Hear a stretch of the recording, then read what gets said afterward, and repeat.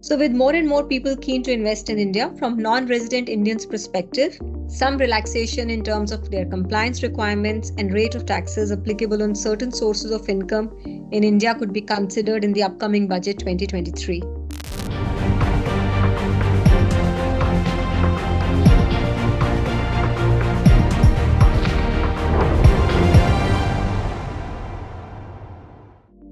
Typically, an NRI maintains a non-resident ordinary bank account in India and earns interest on the funds just like a resident taxpayer.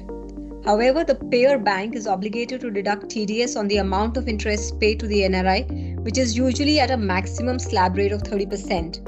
And this is even though the NRI may not have an active source of income in India other than this interest from the NRO bank account, in which case he suffers the tax deduction at a maximum rate, and ultimately he may have to claim a tax refund, causing administrative hassle for the non-resident.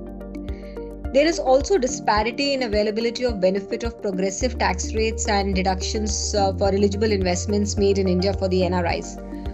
Sources of income such as dividend, short-term capital gains, long-term capital gains of sale of equity shares which are listed, equity-oriented mutual funds, long-term capital gain on sale of immovable property, these do not enjoy the progressive tax rates and they are taxable at a respective specified rate. So this leads to payment of taxes by NRIs at specified rates, even though their total income may be less than 2,50,000, which is the exemption limit.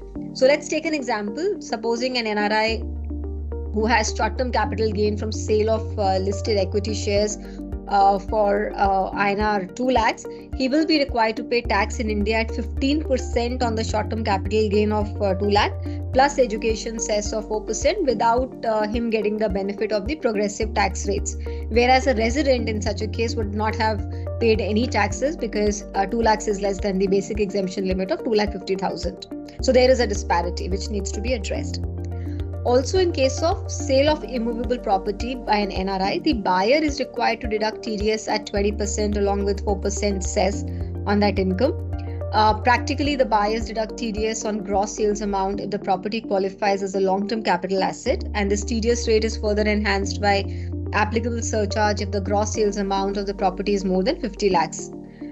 This leads to a substantial blockage of funds for an NRI if the ultimate tax liability on capital gains is lower than the TDS deducted from his sale consideration, which could be a case because sometimes the property may be sold at a loss. The applicable TDS rate for a seller of an immovable property who's a tax resident is only 1%. In case the gross sales amount exceeds 50 lakh rupees. So this has been a major pain point for NRIs who wish to dispose of their immovable property. One can argue that there is an option available for them to apply for a lower TDS certificate from the jurisdictional tax officer, but the process could be time consuming and complex for NRIs. Therefore, relaxation in TDS provisions, specifically in case of an NRI seller, will simplify the whole process of sales transaction. Plus, with respect to other provisions, it would be great if parity would be brought for both residents and non-residents.